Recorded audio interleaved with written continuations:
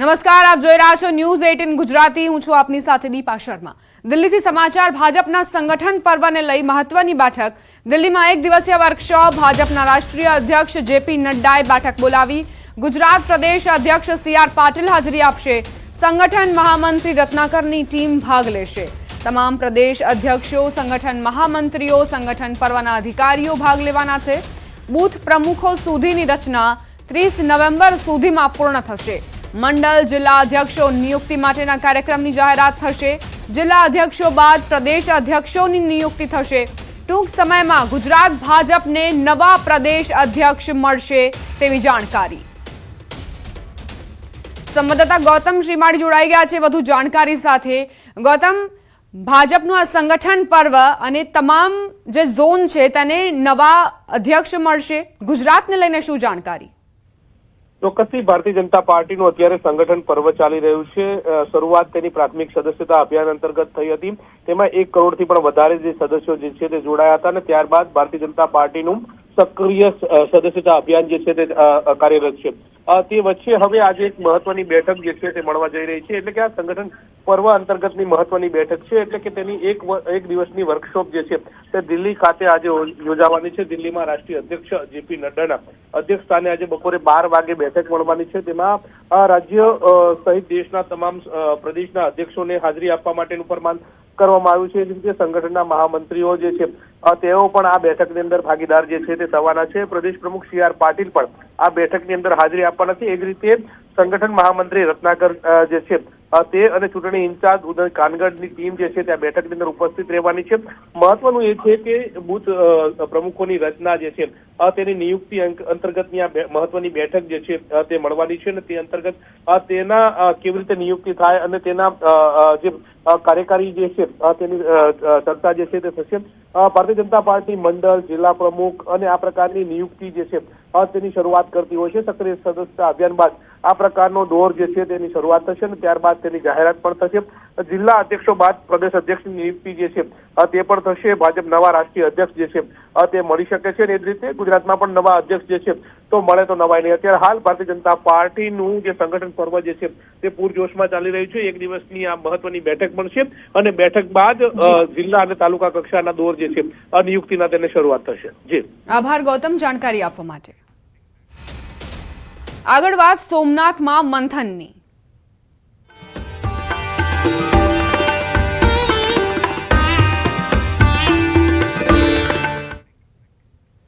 સોમનાથમાં સરકારની ચિંતન શિબિરનો આજે બીજો દિવસ। દરિયાકાંઠે યોગ કરી શિબિરનો પ્રારંભ કરાયો। વરિષ્ઠ અધિકારીઓ યોગ કર્યા। સોમનાથ ખાતે યોજાઈ રહેલ 11મી ચિંતન શિબિરના બીજા દિવસે રાજ્યના વરિષ્ઠ સનદી અધિકારીઓએ સોમનાથ મંદિરના દરિયા કિનારે યોગ પ્રાણાયામ કરી ચિંતન શિબિરનો પ્રારંભ કર્યો। ગુજરાત રાજ્ય યોગ બોર્ડ અને જિલ્લા વહીવટી તંત્ર ગીર સોમનાથ દ્વારા સોમનાથ મંદિર સમીપે દરિયા કિનારે યોગ શિબિરનું આયોજન, જેમાં રાજ્યના વરિષ્ઠ સનદી અધિકારીઓ જોડાયા હતા અને યોગ પ્રાણાયામ કર્યા હતા।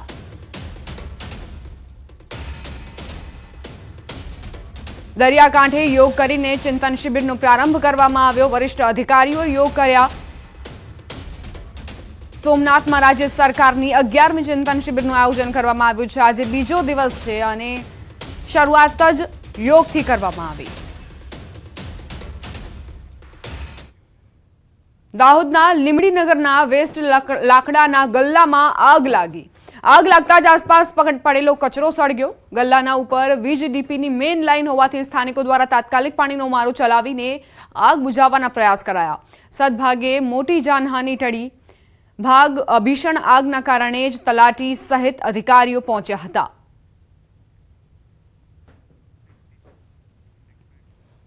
રાજકોટથી સમાચાર। જૂના માર્કેટિંગ યાર્ડમાં આગ લાગી। શેડમાં રાખેલો બારદાનનો જથ્થો આગની ચપેટમાં આવ્યો। શોર્ટ સર્કિટના કારણે આગ લાગી હોવાની જાણકારી છે। ફાયર વિભાગે ભારે જહેમત બાદ આગ પર કાબુ મેળવ્યો। બારદાનનો જથ્થો બળીને ખાખ થઈ ચૂક્યો છે। શોર્ટ સર્કિટના કારણે આગ ફાટી નીકળી હતી। નવા બારદાનના જથ્થાની અંદર આગ લાગવાના ખબર મળતા કોઠારિયા રોડ ફાયર સ્ટેશનથી ERC fire station, Railnagar fire station બધી જગ્યાએથી ફાયરનો સ્ટાફ, કોઠારિયા રોડથી station officer Bhupalbhai Jesani, ERC RA Joban ઘટના સ્થળ ઉપર જોઈ સતત પાણી મારો ચલાવી અને આગ પર કાબુ મેળવેલ છે। હળવદના ટીકર રણ વિસ્તારમાં ગેસ ગળતરથી એક અગરિયાનું મોત થયું, જ્યારે અન્ય 2 અગરિયાની સ્થિતિ ગંભીર થઈ છે. રણમાં મીઠું પકવવાની સિઝન શરૂ થતી હોય અગરિયાઓ કૂવો ગાળવા ગયા હતા. કૂવો ખોદતા સમયે ગેસ ગળતર થતાં એક અગરિયાનું મોત થયું, જ્યારે 2 અસ્વસ્થ થતા સારવારમાં ખસેડાયા. ટીનાભાઈ રાણેવાડિયાનું મોત નીપજ્યું, જ્યારે સાગર રાણેવાડિયા અને ભરત રાણેવાડિયાને સારવાર માટે ખસેડાયા. મૃતદેહને પોસ્ટમોર્ટમ અર્થે ખસેડી હળવદ પોલીસે તપાસ શરૂ કરી છે. મહત્વપૂર્ણ સમાચાર રાજકોટથી, જ્યાં રખડતા શ્વાનનો આતંક યથાવત. બાઇક ચાલક પાછળ શ્વાન પડતા અકસ્માત સર્જાયો. બાઇક ચાલક કાર સાથે અથડાતા ઘટના સ્થળે જ મોત નીપજ્યું. જયદીપસિંહ જાડેજા નામના વ્યક્તિનું 17 નવેમ્બરના રોજ અકસ્માતમાં મોત નીપજ્યું હતું. બાઇક લઈને ઘરે જઈ રહેલા જયદીપસિંહ જાડેજા પાછળ 3 થી 4 શ્વાન દોડ્યા હતા. શ્વાન દોડતા જયદીપ જાડેજાએ બાઇક ફૂલ સ્પીડમાં દોડાવતા 4 વ્હીલર સાથે બાઇક અથડાયું. 4 વ્હીલર ચાલકની શોધખોળ શરૂ કરાઈ. માથામાં ગંભીર ઈજા પહોંચવાના કારણે સારવાર દરમિયાન જયદીપસિંહ જાડેજાનું મોત નીપજ્યું. જયદીપસિંહ જાડેજા મિત્રના લગ્નમાંથી ઘરે પરત ફરી રહ્યા હતા તે સમયે તેમને મોત મળ્યું. તો આ તરફ બોટાદના ગઢડા શહેરમાં આખલાઓનો ત્રાસ યથાવત છે. ગઢડાના મુખ્ય વિસ્તાર ટાવર ચોકમાં 2 આખલાઓ બાખડ્યા. ગઢડાના ટાવર ચોક વિસ્તારમાં થોડા સમય માટે અફરાતફરી જેવો માહોલ સર્જાયો. વેપારીઓ ટપોટપ પોતાની દુકાનો બંધ કરતા નજરે પડ્યા. આખલાઓના ત્રાસના કારણે વેપારીઓ અને રાહદારીઓ પરેશાન થઈ ગયા. આખલાઓના ત્રાસના કારણે વેપારીઓ વહેલી દુકાનો બંધ કરવા લાગ્યા. શહેરીજનોએ અનેકવાર વખત તંત્રને રજૂઆત કરી છે, પરંતુ તંત્રએ લોકોની ફરિયાદ સાંભળી નથી. તંત્ર દ્વારા શહેરના મુખ્ય માર્ગો પરથી આખલાઓને હટાવવામાં આવે તેવી માંગ ઉઠી છે. ભાવનગરમાં રખડતા ઢોરે ભાજપના માજી મેયરને અડફેટે લીધા. સામાન્ય નાગરિકોને ઢોર દ્વારા અડફેટે લેવાની ઘટનાઓ અવારનવાર સામે આવતી હોય છે, પરંતુ રખડતા ઢોરે હવે નેતાજીને પણ નથી છોડ્યા. વાત જાણે એમ છે કે ભાજપના સિનિયર નેતા મેહુલ વડોદરિયા સ્કૂટર લઈને રૂપાણી સર્કલ પાસેથી પસાર થઈ રહ્યા હતા, ત્યારે અચાનક આવી ચડેલા રખડતા ઢોરે તેમને અડફેટે લીધા. ઈજાગ્રસ્ત માજી મેયરને સારવાર માટે ખાનગી હોસ્પિટલમાં દાખલ કરાયા. આ અંગે ભાવનગર મહાનગરપાલિકાના મેયર ભરત બારાડે જણાવ્યું હતું કે ભાવનગર શહેરમાં 4 ઢોર ડબ્બાઓ આવેલા છે, જેમાં આશરે 2000થી વધુ ઢોર રાખવામાં આવી રહ્યા છે, અને દર મહિને આ 4 ઢોર ડબ્બા પાછળ 40 લાખ રૂપિયા મહિને નિભાવ ખર્ચ થઈ રહ્યો છે. એક વર્ષમાં 3.50 કરોડથી વધુ નિભાવ ખર્ચ થઈ રહ્યો છે. હવે સૌથી મોટી વાત એ છે કે મેયર કહી રહ્યા છે કે ભાવનગર મહાનગરપાલિકાના સ્ટાફ દ્વારા દરરોજ 10 થી 15 ઢોર પકડવાની કામગીરી હાથ ધરાઈ રહી છે. તો આ અન્ય રખડતા ઢોર આવે છે ક્યાંથી?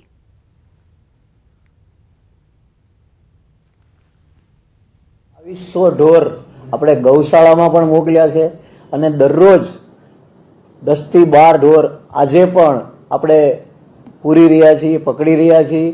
અને આજની ખૂબ કડક સૂચના પણ આપી દેવામાં આવી છે કે લોકોને હેરાનગતિ ન થાય. પણ આપના આ માધ્યમ દ્વારા ઢોર માલિકોને પણ હું વિનંતી કરું છું, પ્રથમ નાગરિક તરીકે વિનંતી કરું છું કે આપના ઢોર રસ્તા પર ના છોડવા મારી નમ્ર વિનંતી છે. દૈનિક ધોરણે પશુ પકડવાની કામગીરી કરવામાં આવે છે, અને આ કામગીરી છેલ્લા 2 વર્ષથી સતત ચાલુ છે. અમારા દ્વારા આ જે રખડતા ઢોર પકડવામાં આવે છે એને આપણે પેલા 1 ડબ્બો હતો, સંખ્યા વધી એટલે 2 કર્યા. હાલ અમારી પાસે ટોટલ 4 ઢોર ડબ્બા છે. આમ તો ભાવનગર મહાનગરપાલિકા દ્વારા અગાઉ અમારા ડબ્બામાં જે વધારે પશુઓ હતા, અને ત્યારે અમારે 50 લાખ જેવો મહિને ખર્ચો થતો હતો. એ ઉપરાંત સાફ સફાઈનો 2 થી 3 લાખ રૂપિયા ખર્ચો થાય. આ રીતે જોઈએ તો 50 થી 55 લાખ જેવો માસિક ખર્ચો આવે.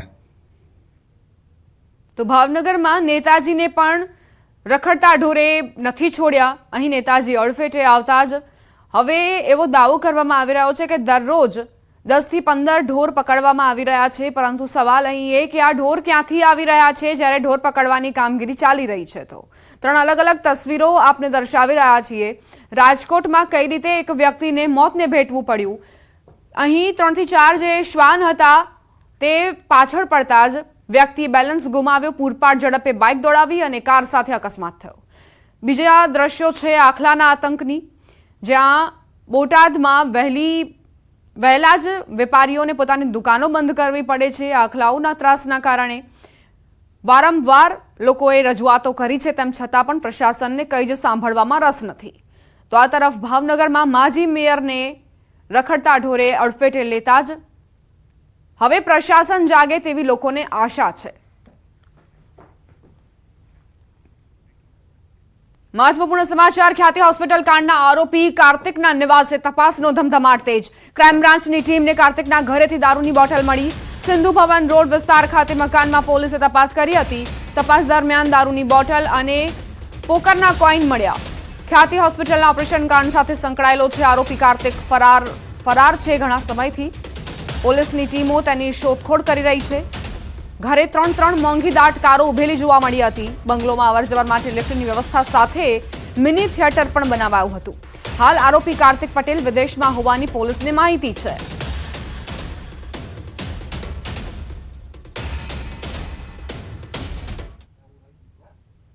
ખ્યાતિ હોસ્પિટલ કાંડ મામલે છેલ્લા ઘણા સમયથી ક્રાઇમ બ્રાન્ચને તપાસ સોંપવામાં આવી છે. તપાસના અંતે કેટલાક આરોપીઓ નથી મળી આવ્યા, જે ઓસ્ટ્રેલિયા હોવાની વાત જાણવા મળી હતી. અને ત્યારબાદ ક્રાઇમ બ્રાન્ચની ટીમ આજે જ્યારે ઘરે પહોંચી 1.5 કલાક જેટલો સમય સર્ચ ઓપરેશન કરતા લાગ્યો. અને આજે દ્રશ્યો જોઈ શકાય છે, સીધા દ્રશ્યો કાર્તિક પટેલના ઘરના છે કે જ્યાં આગળથી વિદેશી દારૂની બોટલ અને પોકર માટે રમવાના જે કોઇન્સ છે તે પણ ઘરેથી મળી આવ્યા છે. એટલે કહી શકાય કે ખ્યાતિ હોસ્પિટલના માલિકો એવી વૈભવી લાઇફસ્ટાઇલ જીવતા હતા. આ તેનું ઘર છે, જે મિની હોમ થિયેટર બનાવવામાં આવ્યું છે. અને મિની હોમ થિયેટરની સાથે સાથે કોઈપણ વ્યક્તિની અવરજવર જે છે તે થતી હોય ત્યારે તેની સાથે સીસીટીવી જે છે તે સીસીટીવી પણ રાખવામાં આવ્યા છે, જેથી કરી તેઓ મોબાઈલથી જ આ તમામ દ્રશ્યો જે છે તે જોઈ શકે. મહત્વનું છે કે આવનારા દિવસોમાં અલગ અલગ આરોપીઓ જે નથી પકડાયા આ કેસમાં તેમની તપાસ કરવામાં આવશે. અને તેની પછી નવા શું ખુલાસાઓ થાય છે તે જોવાનો એક વિષય બને છે. પરંતુ મહત્વની વાત એ છે કે અત્યારે હાલ ખાલી એક જ આરોપી પ્રશાંત વજીરાણી પકડાયો છે. અને તે દરમિયાન આ નવા ખુલાસાઓ થાય છે ત્યારે આખો સમગ્ર કેસનો દોષનો ટોપલો જે છે તે પ્રશાંત વજીરાણી ઉપર દોરાય છે કે ફાઉન્ડર ઉપર, તે જોવું રહ્યું. કેમેરામેન વિમલ ચહેરા સાથે મૌલિક ધામેચા, ન્યૂઝ 18 ગુજરાતી, અમદાવાદ. ખ્યાતિ હોસ્પિટલના સીઈઓ ચિરાગ રાજપૂતની પણ મુશ્કેલી વધી ગઈ છે. મોત કાંડ બાદ ક્રાઇમ બ્રાન્ચની અલગ અલગ 6 જેટલી ટીમો નાનામાં નાની માહિતી એકત્ર કરી રહી છે. ટીમ દ્વારા ચિરાગ રાજપૂતના ઘરે સર્ચ ઓપરેશન કરાયું, જેમાં મોટી સંખ્યામાં દારૂની બોટલ મળી આવી હતી.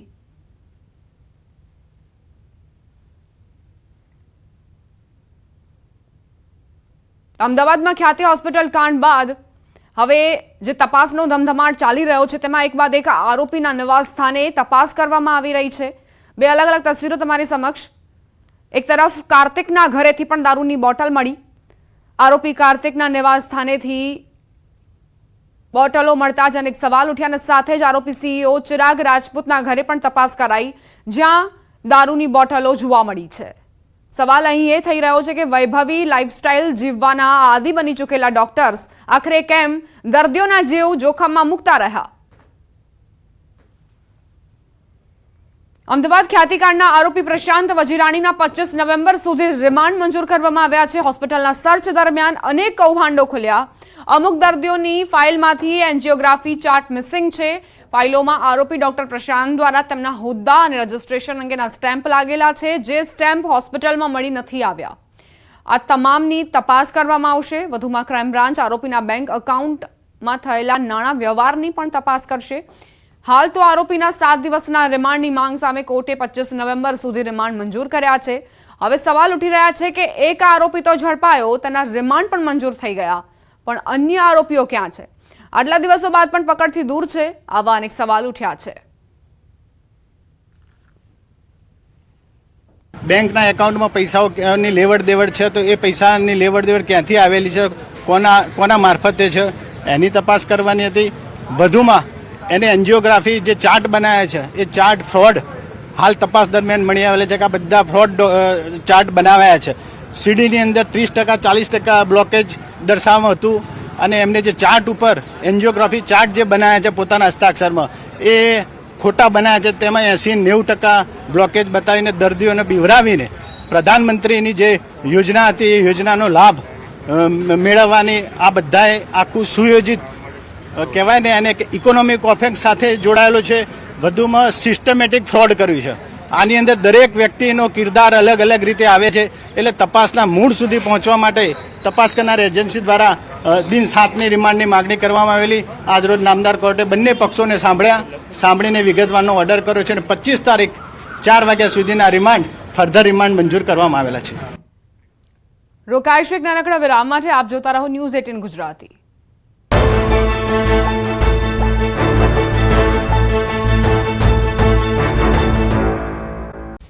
રાજ્યમાં શિયાળાની શરૂઆત થઈ ચૂકી છે. લોકો ફૂલ ગુલાબી ઠંડી વચ્ચે વ્યાયામ કરતા પણ નજરે પડી રહ્યા છે. રાજકોટમાં પણ રેસકોર્સ રિંગ રોડ પર આવેલા બગીચાઓમાં વ્યાયામ કરતા અને હેલ્ધી ફૂડ આરોગતા નજરે પડ્યા હતા લોકો. કડવું કડિયાતું, લીલા શાકભાજીના જ્યુસ સહિતના આરોગ્યવર્ધક પીણાનો આનંદ માણ્યો હતો. કસરત કરતા લોકોએ જણાવ્યું હતું કે શિયાળાની ઋતુમાં કસરત કરવાથી આખું વર્ષ ફાયદો મળતો હોય છે, જેને લઈને લોકો વહેલી સવારે કસરત કરવા માટે પહોંચ્યા હતા.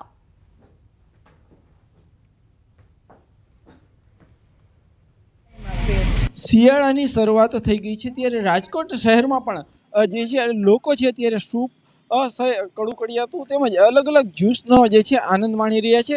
હાલ આપણી સાથે અહીંયા કેટલાક લોકો જ આપણે એમની સાથે વાત કરીશું. શું કહેશો, શિયાળાની શરૂઆત થઈ ગઈ છે? શિયાળાની સરસ ગુલાબી ઠંડી ચાલુ થઈ ગઈ છે અને આપણા સરસ રેસકોર્સ છે. ચાલવાની પણ એટલી જ મજા અને આ બધું હેલ્ધી ફૂડ્સની પણ એટલી જ મજા છે.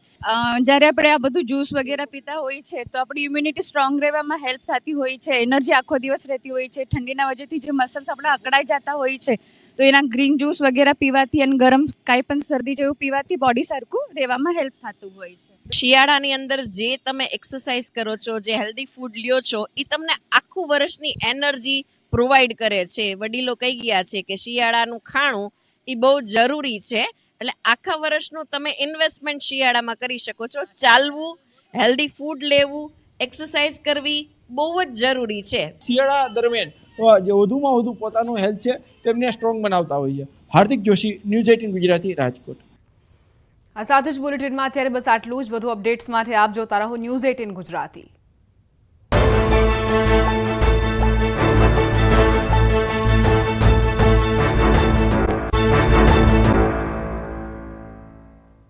Welcome back. જૂનાગઢમાં તસ્કરો બેફામ બન્યા. બેકારના કાચ તોડી 4,25,000ની ચોરીને અંજામ અપાયો. અડધા કલાકના સમયમાં જ બેકારમાંથી ચોરી કરાઈ. ઝાંઝરડા રોડ પર કારના કાચ તોડી 2 લાખની ચોરીને અંજામ. વાડલા ફાટક પાસે કારના કાચ તોડીને 2.25 લાખની ચોરી કરી ચોર ફરાર.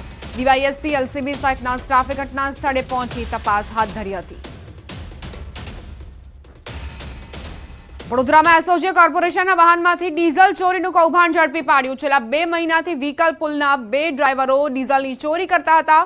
સમગ્ર મામલો સામે આવતા કોર્પોરેશને બંને ડ્રાઈવરોને છૂટા કરી દીધા અને એજન્સીને 2 લાખનો દંડ પણ ફટકાર્યો. પરંતુ અહીં કોર્પોરેશનની આઈટેક સિસ્ટમ પર પણ સવાલ ઉઠ્યા છે, કારણ કે કોર્પોરેશનના આઈટી વિભાગ દ્વારા વાહનોમાં 77 લાખના ખર્ચે જીપીએસ સિસ્ટમ લગાવવામાં આવી છે, જેના દ્વારા કોર્પોરેશનના વાહનો ક્યાં ફરે છે, કયા સ્થળે કેટલો સમય રોકાય છે વગેરે વગેરેની માહિતી મેળવી શકાય.